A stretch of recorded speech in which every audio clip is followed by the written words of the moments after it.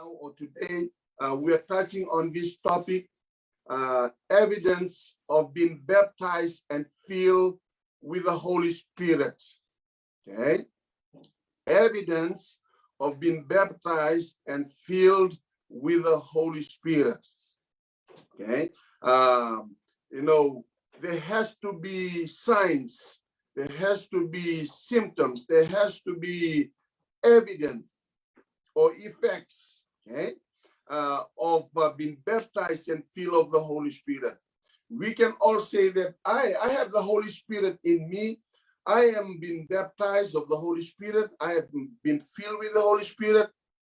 But sometimes we don't have the evidence that shows that we are being baptized and filled of the Holy Spirit.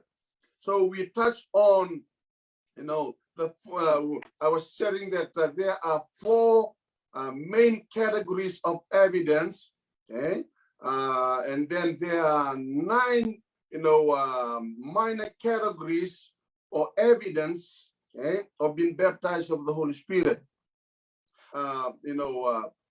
Evidence or greater evidence that we can experience or encounter is that the spiritual evidence. Okay, under that spiritual evidence, one of the evidence under the spiritual evidence is the wind of the Holy Spirit. Okay, mighty rushing wind. So we were touching on that. Okay? So when the Holy Spirit is upon us, the first evidence that will be seen in our lives is what we call the spiritual evidence. Okay? That's when he comes in like a wind and breathe fresh on us, removing all unwanted things, okay? Reviving us from spiritual death to spiritual life. Okay, and then there's a sudden change of directions in our life, and then we left off with the fire, that the tongues of fire, okay, that were upon each and every one of them, tongues of fire. So the second evidence that we touched on yesterday was, a life that is full of God's fire. Okay, a life that is full of God's fire. And we were touching, I was sharing the five types of fire that God resembles himself, showing that he is a fire. See, God does not only work like a fire, but he is a fire. Okay? Because his word says that he is a consuming fire. His word says that he is the refiner's fire. His word says that he is a devouring fire. His word says that he is a wall of fire. And here in Acts chapter 2, verse 1 to 47, we see one of the evidence of being baptized or being filled with the Holy Spirit is tongues of fire above every 120. Okay, so we were talking about the fire of God yesterday. Amen. Hallelujah. And we were talking about why the effects of fire. Number one, the effects of fire, it portrays God's purity. Okay, it portrays the tangible presence. Okay, when we talk about the tangible presence, it is the personal presence of God that is in us and with us. Okay, it's not the presence that is known as the omnipresence, where it says that God is present everywhere. Yes, it is true, God is present everywhere. Okay, but the manifested presence, the tangible presence, is the presence that is right there with you and in you. That's why Jesus said, I will pray to the Father to send another one just like me, a comforter. He will come and he will be with you and in you. Remember two words. He said with and in. That means he is around you and he's inside of you. That's why Paul said that we are the temple of the Holy Spirit. Hallelujah. No, we can be the temple of the Holy Spirit. The question we need to ask ourselves, is the Holy Spirit living in this temple? Oh, hallelujah. So that's what the fire, portrays. It produces light and guidance. It produces power. Okay? We were talking about the power yesterday. Okay? And then we talk about that it produces reward. Okay? So when everything that we are doing on this earth, okay, when we enter into his kingdom in heaven, and then he will burn all our works. So if you are working for Jesus, we need to understand that his refiner's fire will burn up all our works. And then we'll see whether that work has reward or not. Okay? And it's already in 1 Corinthians chapter 3, verse 11 to 15. So we got to be careful with our motive of doing God's work. We got to be careful with the attitude. Okay? We got to be careful that we are not competing against each other. We got to be careful that we are doing God's will. No, not every God's work is God's will. You can be doing God's work, but it's not God's will for you to do it. Eh? That's why some of the prophets, some of the kings, they were called to be a king, but they want to do the work of the prophet. They want to offer sacrifices, and they think they're going to please God with that. Eh? So we got to do God's will when we are doing his work. Remember, every work that we do will be burned in heaven. Okay? And if there's solid gold, silver that is left after it's been burned, then those are the rewards that God will give us, and it will be ours. So, okay. And then creates, remember, the fire of God creates passion of God in us. Okay? The third thing that the fire, okay, will do into our lives, it will create passions of God in us. Passions of God in us. It will create. Okay. You know, there's in Luke chapter 24, verse 32. Okay. If you know the story after Jesus been resurrected, and then there were two disciples. They were walking to another village. Okay. As they were walking, and all of a sudden, you know, Jesus accompanied them. And then they were talking. Okay. Even it ended up they went to their house and have fellowship. And then they were talking. All of a sudden, the Lord left them. And this is what they said. Then their eyes were opened by God, and they clearly recognized him. See, all those times that they've been talking together, they didn't even recognize that it was Jesus. Now, sometimes when Jesus is talking to us, we are not able to recognize him. Eh? Hallelujah. We got to recognize his voice, recognize Jesus. But and then he said, and he vanished from their sight. They said to one another, we are not isn't our hearts burning within us? While he was talking with us on the road and opening the scriptures to us, every time we have the fire of God, our heart will be burning with God's passion. Okay? Our hearts will be burning for his presence. We will want more of God's presence in our life, in our daily walk. Okay? So the first passion that his fire will release to us is the passion for his presence of his presence. You know, we talk about his presence. It's not the omnipresence where he's present everywhere. We are talking about the personal presence where you can just feel him like a person right there next to you or in you.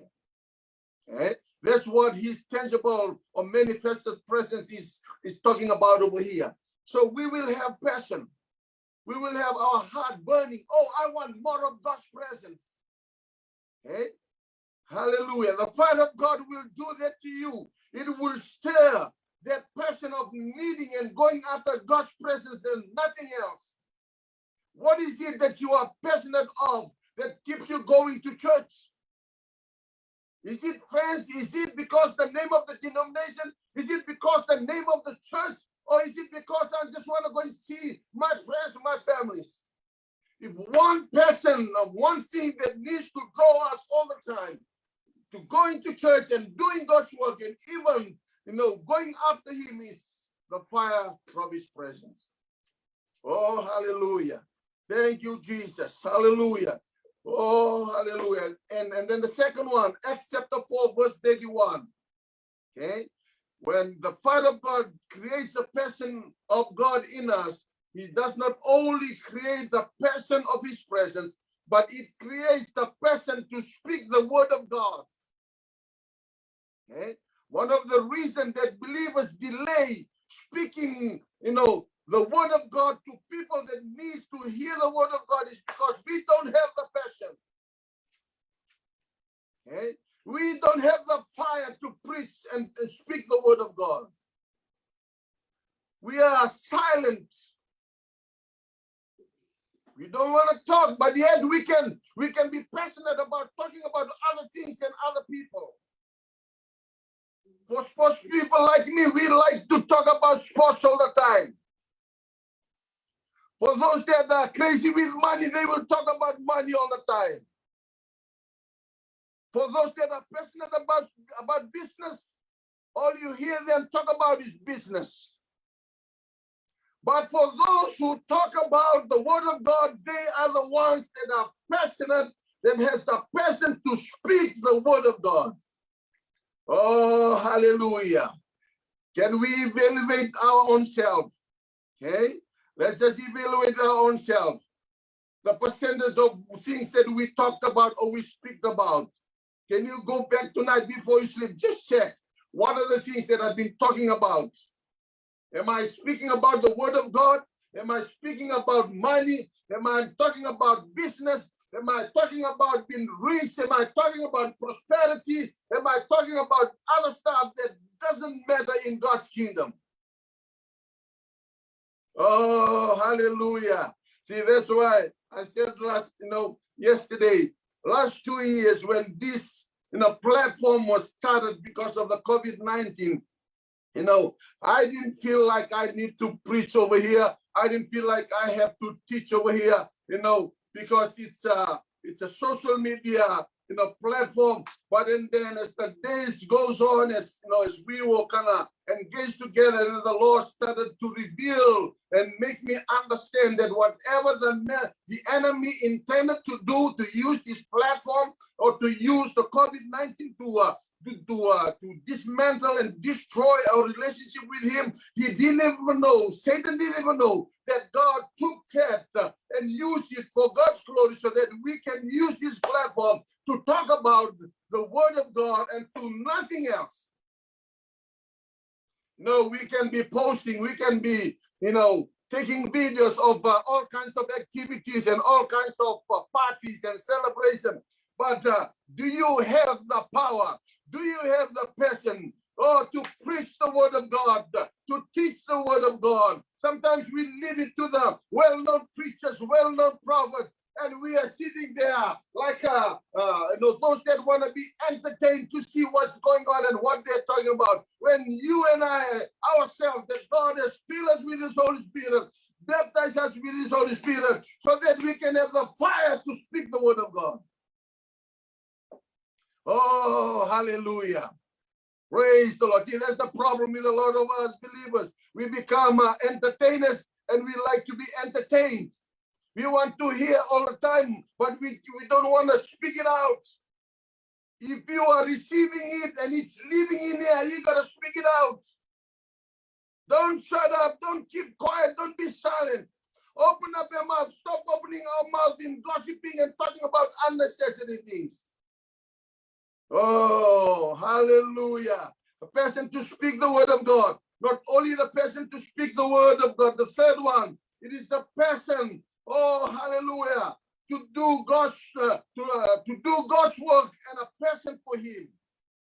Okay? In 2 Timothy chapter 1, verse 6 to 7, we all know that verse. Paul encouraging Timothy and telling Timothy, you got to fan the flame. See, Paul knew that Timothy has the flame with him, but he needs to fan it. Okay? Why does he need to fan the flame? The reason is this, so that he can have passion for God and passion to do God's work. Listen to me. If you're not going to have a passion for God, you will doing God's work will be a burden to you. Okay? Doing God's work will be just like a season of doing it. Oh, there's a season of relaxing, and taking vacation, and there's a season of doing God's work. Hallelujah. See, you and I will have that passion to do God's work and a passion for Him. Only thing that we do when we have the passion for God is that we are going to go after Him. No one else and nothing else. We are not going after His blessings.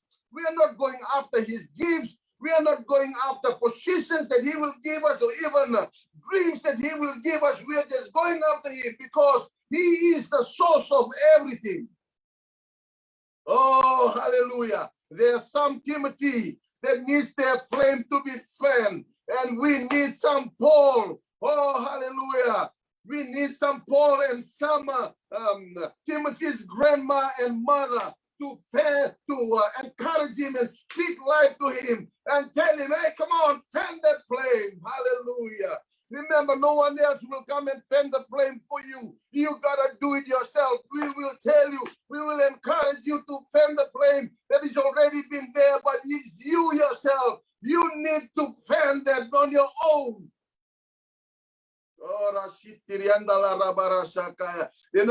There was a time that I was just relaxing. I didn't even bother about doing God's work. And that passion of doing God's work was kind of dying out. But some people came around and encouraged me and tell me, to fan that flame again, because they knew that the fire is there. They knew the flame is there. The only thing that we need to hear is a Paul that can encourage us to fan the flame. If your flame is dying out, I will be the Paul to you tonight. That you need to fan the flame. How am I going to fan the flame? You need to go back to Leviticus chapter 6, verse 9 to 13, where God says to Moses, tell Aaron and his sons to keep the fire burning on the altar. In Jesus' name. We need to keep the fire burning on our altar. Hallelujah. There are so many things that is needed for the fire on our altar to keep burning. You got to obey. You and I got to obey God's command. You and I got to have sacrifices. You and I got to have sweet incense. Hallelujah. You and I got to have wood. You and I got to be a royal priesthood that are sacrificing the sacrifices that God deserves to have on our altar, so that He can release, hallelujah, His fire, not our fire. It is God's fire. It is not any denomination's fire. It is not any church's fire or the name of the church or any community. It is God's fire. We need God's fire. You don't need my fire. You need God's fire. I need God's fire this evening. Hallelujah. And then lastly, about the fire is that Jeremiah 29 is that we're going to have the passion of His word.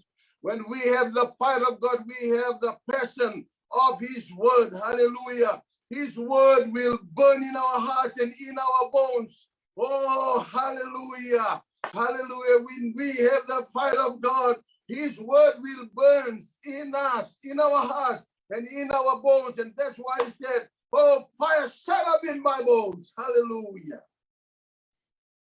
But if I say, I'll never mention the Lord or speak in His name, His word burns in my heart like a fire. It's like a fire in my bones. I am worn out trying to hold it in. I can't do it.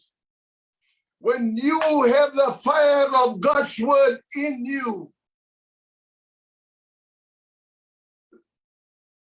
when you have the fire of God's word in you, you will never keep quiet in talking about God, talking about Jesus, and talking about the Holy Spirit. See, it says here, but if I say I'll never mention, see, there's a point in time where I don't want to preach, I don't want to teach, I don't want to talk about God, and even I don't want to talk about it and preach it and teach it here on this platform. This is new to me. You see me that I'm teaching now, but every time when I allow the word, the fire of God's word in me, I am worn out trying to hold it in. Remember, if you have the fire of God's word in you, no matter how much you try to stop it, no matter how much you want to put a masking tape on their mouth, no matter how much the enemy will try to want to discourage you from preaching the word of God, you will worn out if you don't release the word of God. Oh, hallelujah. Number 4, reveal that we are men of God. When you and I have the fire of God, do you know that you are the men and women of God? Okay, let me read these scriptures to you. Second Kings, you can write this scripture down. 2 Kings, chapter 1, verse 9 to 12. Okay. Chapter 1, verse 9 to 12. But the key verse is in verse 10. And this verse is being repeated 3 times by the prophet Elijah. Okay. When the king during that time sent his army or his soldiers to go and look for help in other nations surrounding, but the man of God Elijah was there, and then God told Elijah, you got to speak to these guys and let them know and tell them, isn't there any God here in Israel that can help us? And hear what Elijah told them. But Elijah replied to the captain, if I am a man of God, let fire come down from heaven and destroy you and your 50 men. If I am the man of God, let the fire of God come down from heaven and destroy you and your 50 men. That word was repeated 3 times. And 3 times there were 50 soldiers, died in every one of them. So there was like 150 soldiers until the soldiers went back to the king and told them about Elijah. So I want to encourage us this evening that when we are filled and baptized of the Holy Spirit, when we have his fire, you and I are a man and a woman of God. Let me tell you what Psalms 104 verse 4 says. Okay? Psalms 104 verse 4 says, the winds are your messengers. We were talking about the wind yesterday. So the wind are your messengers. So God uses the wind to send messages. Okay? All right. And then it says, flames of fire are your servants. Flames of fire are your servants.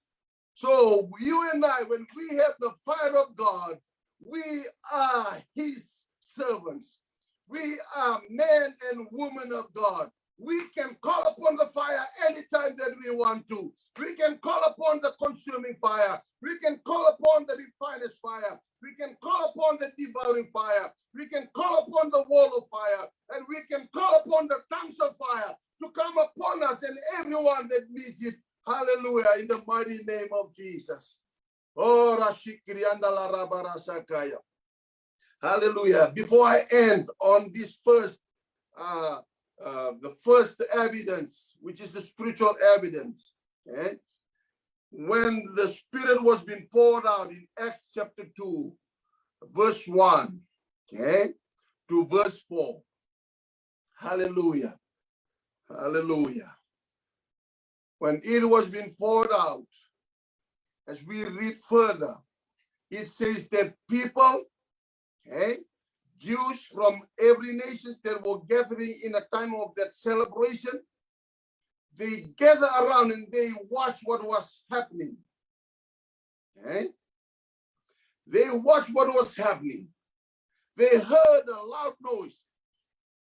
They heard, tongues being poured out on all these 120.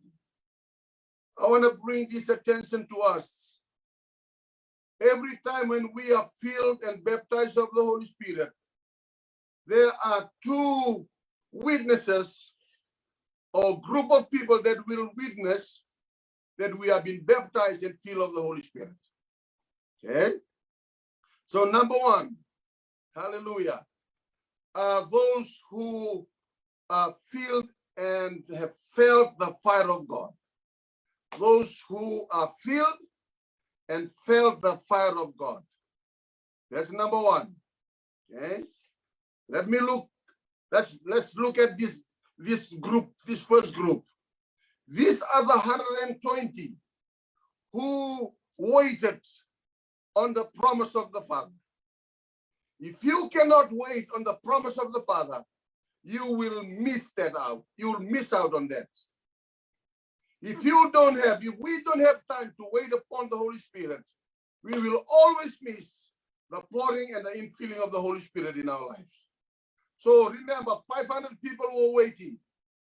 The 380 went after the celebration and the parties and the festival. I hope you're not going to go after the party and the festival. We are in the season of parties and festivals and celebrations. Eh? Don't let that take away your desire and your time of waiting. One word that I always encourage or inform the students, DTS students, that we got to be careful that we don't major on the minor and then we minor on the major. Meaning to say, okay, there are things that we got to be major on. Okay, and we need to focus on that, but don't be minor on that. There are things that we need to be minor of. But most of the time we are major on that. We are putting more energy, putting more time, putting more effort. Hallelujah. When we should be doing it on the major. What is the major thing when it comes to a season like this?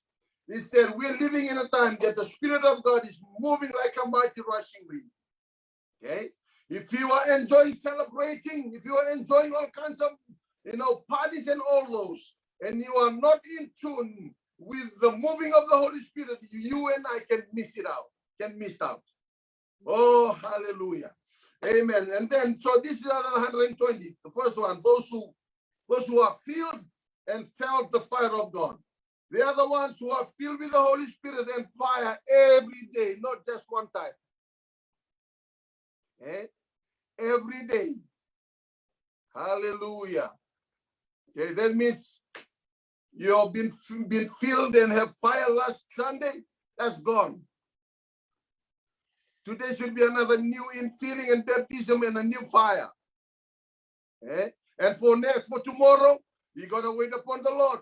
Don't just depend on today, because today is gonna be gone by 12 a.m.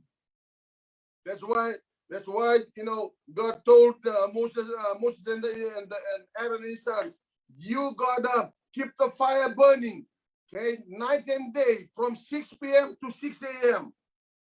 Oh, hallelujah. I know 6 p.m., 6 a.m.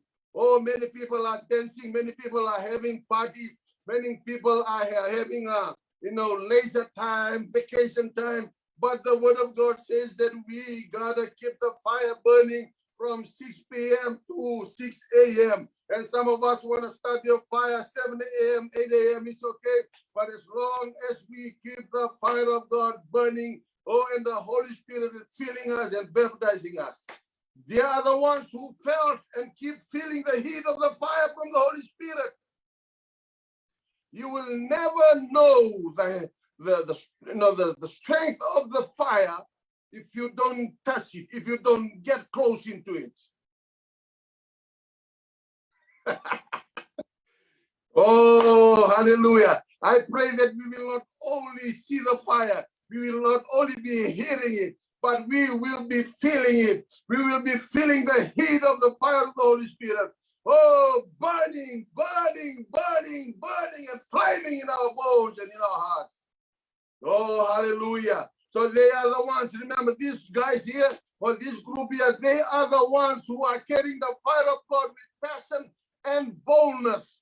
Oh, they are the ones carrying the fire of God with passion and boldness. If you tell me that you are baptized and filled of the Holy Spirit, can I ask you this question? Are you carrying the fire of God with passion and boldness? You answer that yourself. I don't want to hear it. Oh, but I pray that those that are baptized and filled of the Holy Spirit, they not only have the fire, but the fire, they are carrying the fire of God with passion. with desire and also with boldness.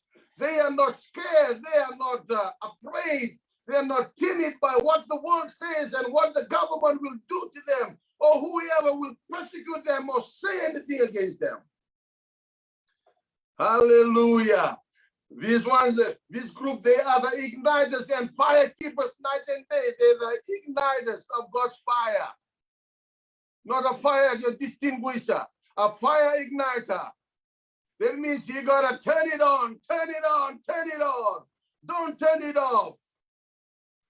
Oh, hallelujah. They are the igniters and the fire keepers night and day. You value, you keep the fire burning. You don't let it go off in any second, in any minute, in any hour, in any day, in any week or month or year. You keep it, you keep the fire burning. Hallelujah. Thank you, Jesus.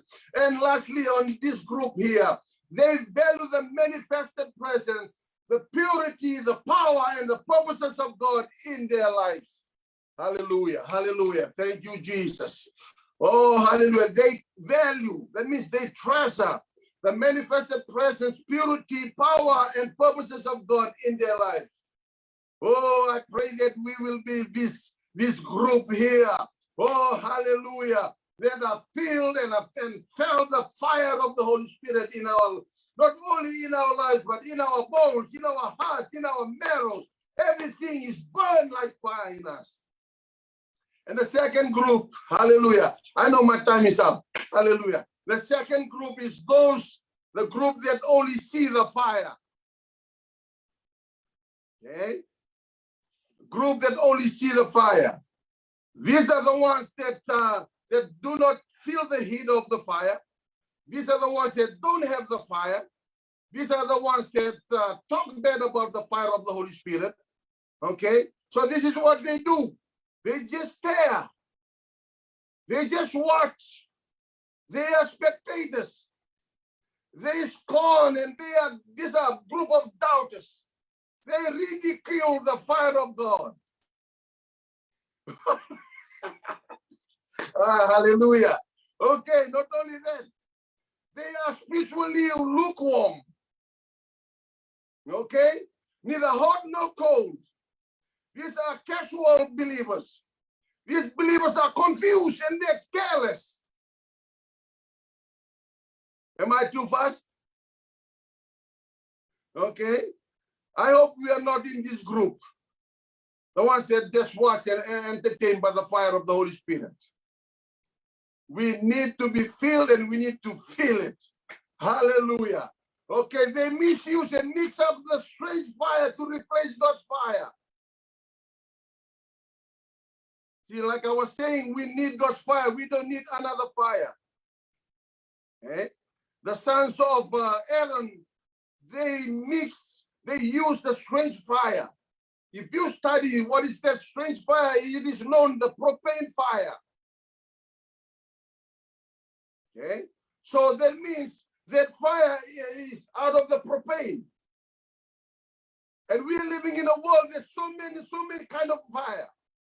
The flesh fire, the mind fire, even the work fire, the dreams fire, okay? Influences fire. Those are strange fires. Even the evil and Satan's fire. If we are not careful, when we mix it together, it brings that anger to God. And that's when he will send his devouring fire to destroy the other fire. That's what happened to Aaron's son. He destroyed that fire because he didn't like that fire, because that fire shows that they depend on their own fire instead of God's fire. We gotta be careful how we doing God's work. We must have God's fire, not our own fire. Because when we keep doing God's work in our own fire, God's fire will consume your fire and you will be exposed. Or we will be exposed. We may not die spiritually or physically, but we can die spiritually. Thank God that God allows us to die spiritually so that we can repent, hallelujah, transform and get back to spiritual life so that spiritual life we can have eternal life. Oh, hallelujah. Amen. So they depend on their self-fire instead of the Holy Spirit fire. So this second group, they only depend on themselves. The self-fire. Eh? Where does this self-fire come from? Eh? If you look at the word, someone explaining, if you look at the word flesh, F-L-E-S-H, you take away the word, the letter H, and you reverse that word. It is self. It is spelled as self. So sometimes we got to be careful with ourself. The I, the me, myself, and I. Oh, I'm the only one. If I'm not there, nothing can go on. We got to be careful. That's a self-fire. We depend on our own self. That's why we need God's fire so that others can get God's fire so that they can depend on the Holy Spirit and God's fire, not on our own fire. Hallelujah. If you have a neighbor, tell him or her, do you have God's fire or your own fire, your self-fire? Hallelujah. Okay, and then it says, they are always amazed and perplexed at what God does. They're always amazed. Oh, wow. They're kind of surprised. Remember, anything that God does shouldn't surprise us because we are filled with His Holy Spirit and we should know it before it happens. Hallelujah. Oh, I pray that, sometimes we are so marveled at what is happening and what God is doing when we shouldn't, because God, if we are filled of His Holy Spirit, everything that is going on shouldn't be a surprise to all of us. Hallelujah. Even those that were around, they were amazed, they were perplexed. These are the Jews that are Christians. Not only non-believers, but they are Christians. They come from different nations. They know the Bible. They know what the promise of God has been said. But they are very ignorant. When we are ignorant of who God is and His Spirit and what His Spirit is doing, we will always be amazed and perplexed. Oh, wow. I never thought that it would be like that. Oh, I didn't know that. Wow.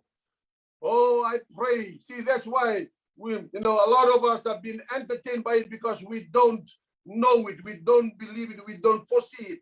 And then lastly, they are the spiritual firefighters.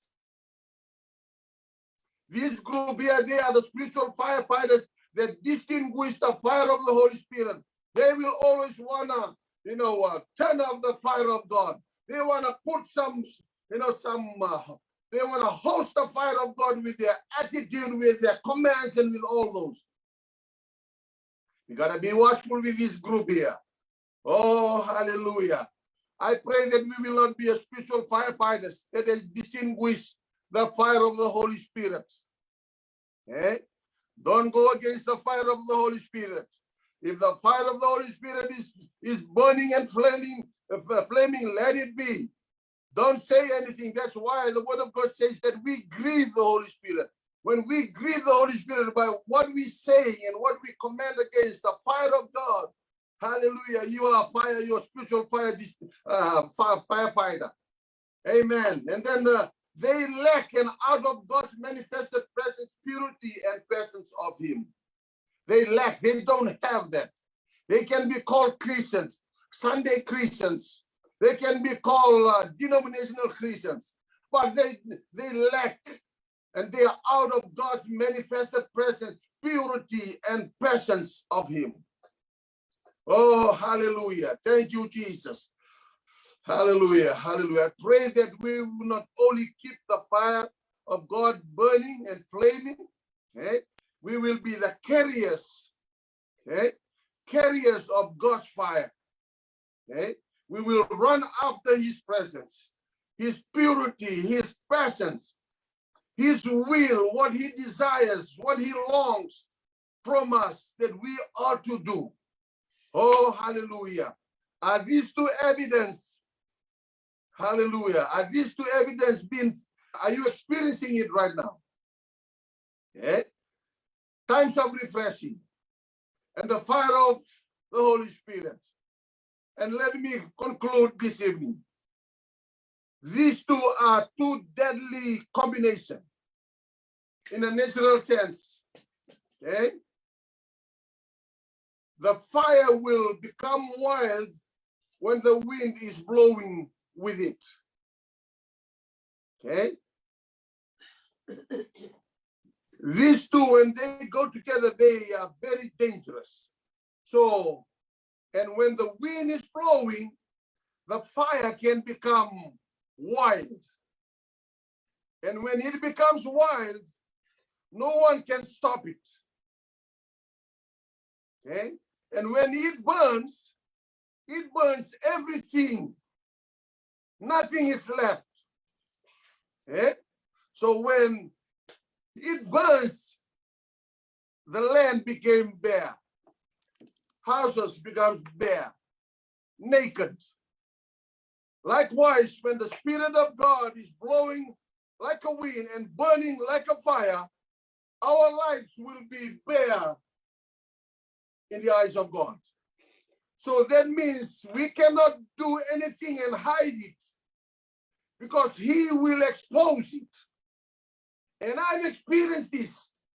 And I pray that we will not only be filled with the Holy Spirit, but we will allow the Holy Spirit to blow like wind and also to burn like fire in us. Oh, hallelujah. Hallelujah. Let's go to the Lord in prayer.